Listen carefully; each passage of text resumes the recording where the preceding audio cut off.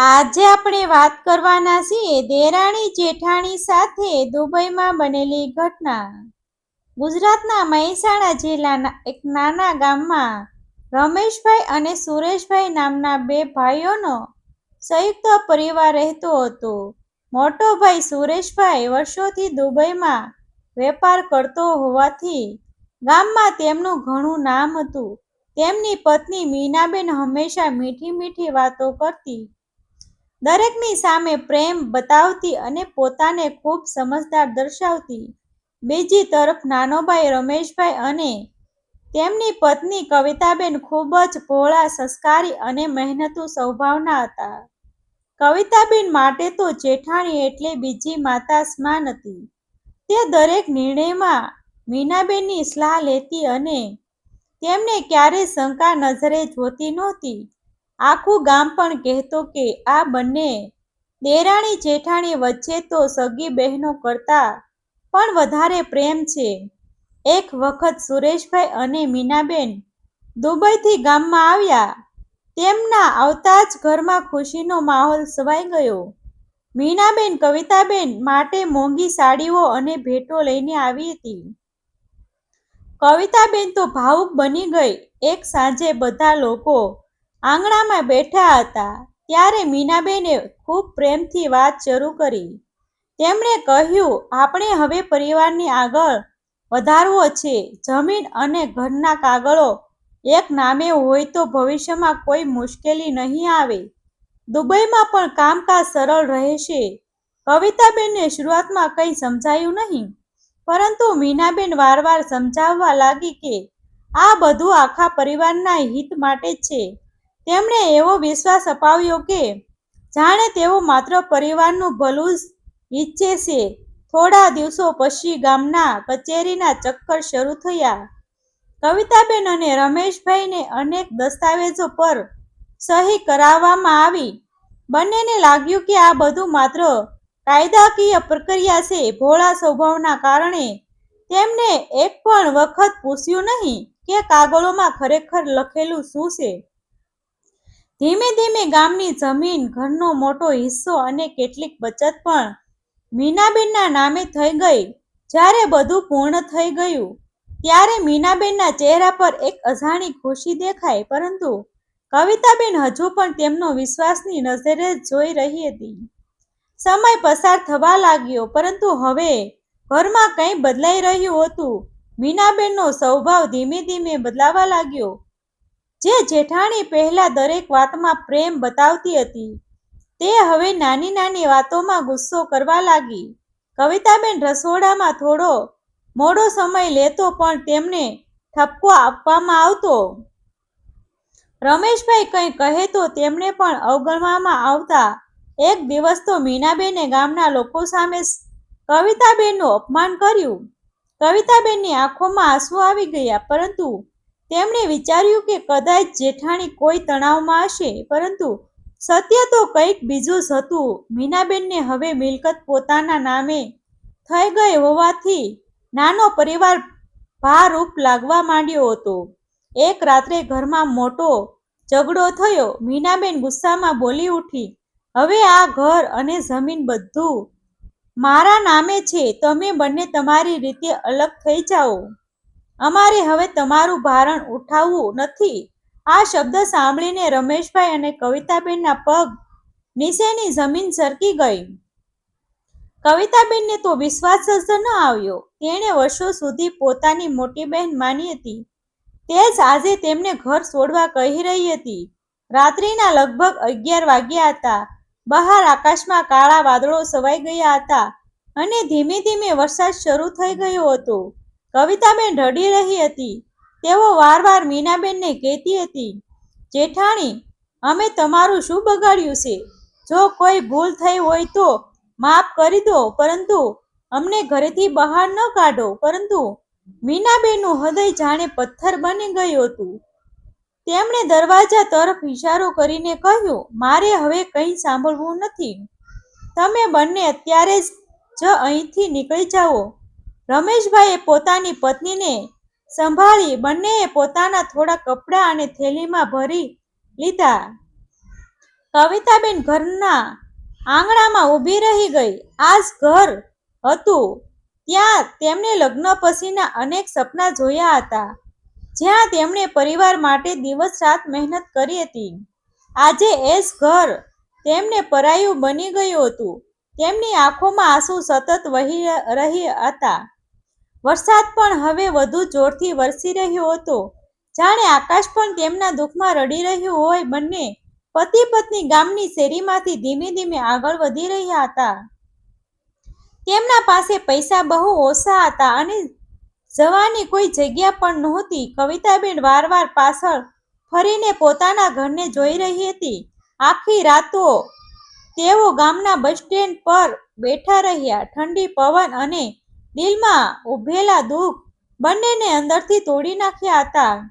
થોડીવાર પછી રમેશભાઈએ કવિતાબેનનો હાથ પકડીને કહ્યું, આજે આપણે પોતાના લોકો એ જ ઠુકરાવ્યા છે, પરંતુ હું વચન આપું છું કે એક દિવસ આપણે ફરી ઊભા થઈશું, મહેનત કરીશું અને દુનિયાને બતાવીશું કે સચ્ચાઈ ક્યારેય હારતી નથી. કવિતાબેને આંસુ લૂછી લીધા. તેમણે આકાશ તરફ જોઈને ભગવાનનો પ્રાર્થના કરી. તેમના મનમાં એક જ પ્રશ્ન હતો કે આખરે વિશ્વાસનું આટલું મોટો બદલો કેમ મળ્યો? પરંતુ કદાચ ભગવાને તેમના માટે કંઈક અલગ જ લખ્યું હતું. એ જ રાત્રે રમેશભાઈએ નિર્ણય કર્યો કે હવે તેઓ ગામમાં નહીં રહે. તેઓ દુબઈ જશે અને ફરીથી જીવનની શરૂઆત કરશે. સવાર પડતાં જ બંનેએ પોતાના જીવનનો સૌથી મોટો નિર્ણય લીધો. તેમની પાસે ગુમાવવા માટે કંઈ પણ બચ્યું નહોતું, પરંતુ સપના હજુ જીવતા હતા.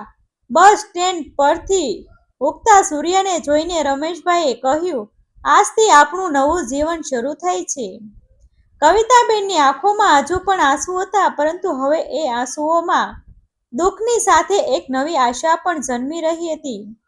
તેમને ખબર નહોતી કે થોડા વર્ષો પછી આ દુબઈની ધરતી તેમના જીવનને સંપૂર્ણપણે બદલી નાખશે અને જેમણે તેમને ઘરેથી કાઢી મૂક્યા હતા એ જ લોકો એક દિવસ તેમના દરવાજા પર ઊભા રહેશે.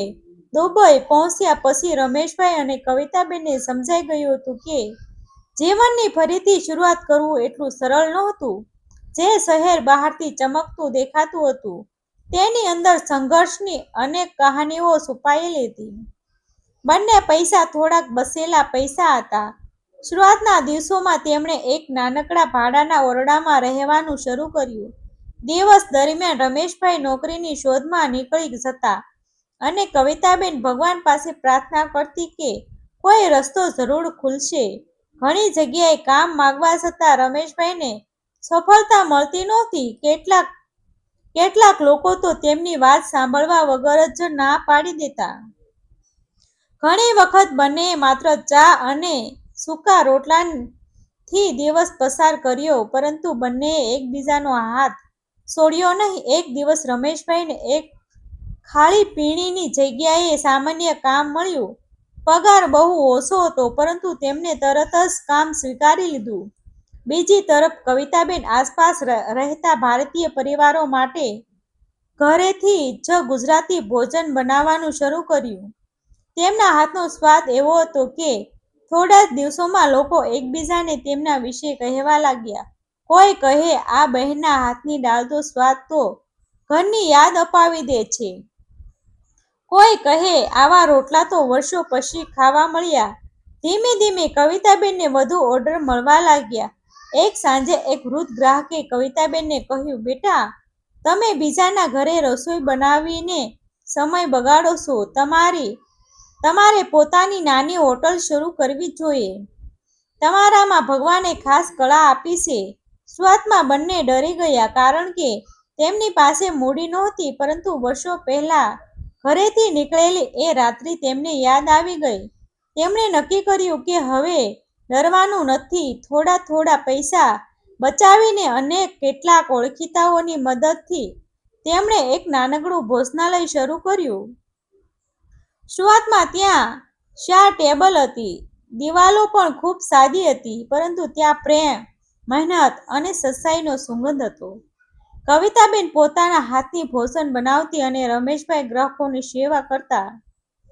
થોડા દિવસોમાં ત્યાં લોકોની ભીડ વધવા લાગી. ગુજરાતી, રાજસ્થાની અને પંજાબી પરિવારો ખાસ કરીને ત્યાં જમવા આવવા લાગ્યા. લોકો કહેવા લાગ્યા કે અહીં જમવાથી પોતાની દેશની યાદ આવી જાય છે. ધીમે ધીમે નાનું ભોજનાલય મોટી હોટલમાં બદલાઈ ગયું. 5 વર્ષ પસાર થઈ ગયા.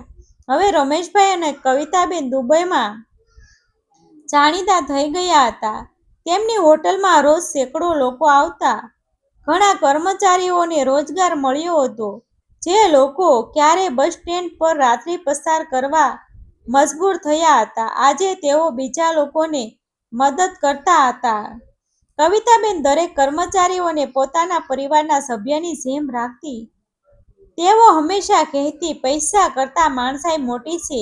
બીજી તરફ ગામમાં પરિસ્થિતિ સંપૂર્ણ બદલાઈ ગઈ હતી. મીનાબેન અને સુરેશભાઈના જીવનમાં શાંતિ રહી નહોતી. લોભના કારણે પરિવારમાં ઝઘડા વધ્યા. કેટલાક ખોટા નિર્ણયો લીધા હોવાથી તેમને આર્થિક નુકસાન પણ થયું. ગામના લોકો હવે તેમની પાછળ ચર્ચા કરવા લાગ્યા.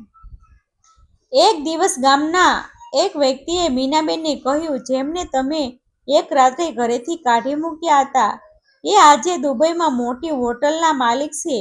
લોકો તેમના વખાણ કરે છે. આ વાત સાંભળીને મીનાબેનના પગ નીચેની જમીન સરકી ગઈ. તેમણે ક્યારેય કલ્પના પણ નહોતી કરી કે રમેશભાઈ અને કવિતાબેન ફરીથી એટલા સફળ બની જશે. થોડા દિવસો સુધી તેઓ વિચારમાં પડી ગયા. અંતે તેમણે દુબઈ જવાનો નિર્ણય કર્યો. તેમના મનમાં એક આશા હતી કે કદાચ હવે ફરીથી સંબંધ સુધરી જશે. કેટલાક દિવસો પછી મીનાબેન દુબઈ પહોંચી. જ્યારે તેઓ તે વિશાળ હોટલની સામે ઊભા રહ્યા, ત્યારે તેમની આંખો આશ્ચર્યથી પહોળી થઈ ગઈ હતી. સુંદર સુંદર ઇમારત, લોકોની ભીડ અને પ્રવેશદ્વાર પર લખાયેલું નામ જોઈને તેમને વિશ્વાસ જ ન આવ્યો. એ જ સમયે કવિતાબેન બહાર આવી.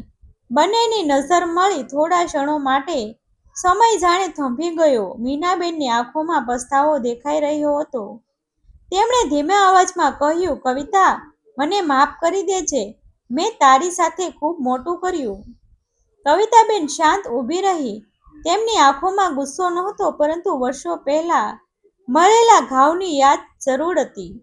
તેમણે ધીમેથી કહ્યું, જેઠાણી, જ્યારે તમે વરસાદી રાત્રે ઘર છોડ્યું હતું, ત્યારે અમે પણ ઘણું વિનંતી કરી હતી.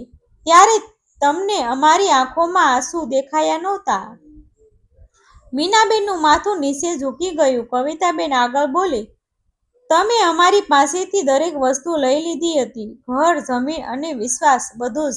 પરંતુ એક વસ્તુ તમે લઈ શક્યા નહોતા, અને એ હતી અમારી મહેનત અને હિંમત. મીનાબેન રડવા લાગી. તેમણે હોટલની અંદર જવાની વિનંતી કરી, પરંતુ કવિતાબેને હાથ જોડીને કહ્યું, આજે હું તમારા અપમાન નથી કરતી, પરંતુ જીવનમાં કેટલાક દરવાજા એકવાર બંધ થઈ જાય પછી ફરી ખુલતા નથી. તમે જે વાવ્યું હતું, આજે તેનું ફળ તમને મળી રહ્યું છે. કૃપા કરીને અહીંથી પાછા વળી જાઓ. આ શબ્દ સાંભળીને મીનાબેન સંપૂર્ણપણે તૂટી પડી. તેમણે સમજાઈ ગયું કે પૈસા અને મિલકત મેળવી શકાય, પરંતુ તૂટેલો વિશ્વાસ ક્યારેય પાછો મેળવી શકાતો નથી. તેઓ ધીમે ધીમે પાછા ફરી ગયા. કવિતાબેન થોડો સમય ત્યાં જ ઊભી રહી. તેમની આંખોમાં પણ આંસુ હતા, પરંતુ આ આંસુ હવે દુઃખના નહોતા. આ આંસુ સંઘર્ષ પછી મળેલી જીતના હતા. તેમણે આકાશ તરફ જોઈને ભગવાનનો આભાર માન્યો. પછી પોતાના કર્મચારીઓ તરફ ફરીને કહ્યું, જીવનમાં ક્યારેય કોઈનું ખરાબ ન કરશો. ભગવાનના ઘરે મોડું થાય છે, પરંતુ ન્યાય જરૂર થાય છે. એ દિવસે પછી રમેશભાઈ અને કવિતાબેન વધુ વિનમ્ર બની ગયા. તેઓ જરૂરિયાતમંદ લોકોને મદદ કરવા લાગ્યા, કારણ કે તેઓ જાણતા હતા કે દુઃખ શું હોય છે.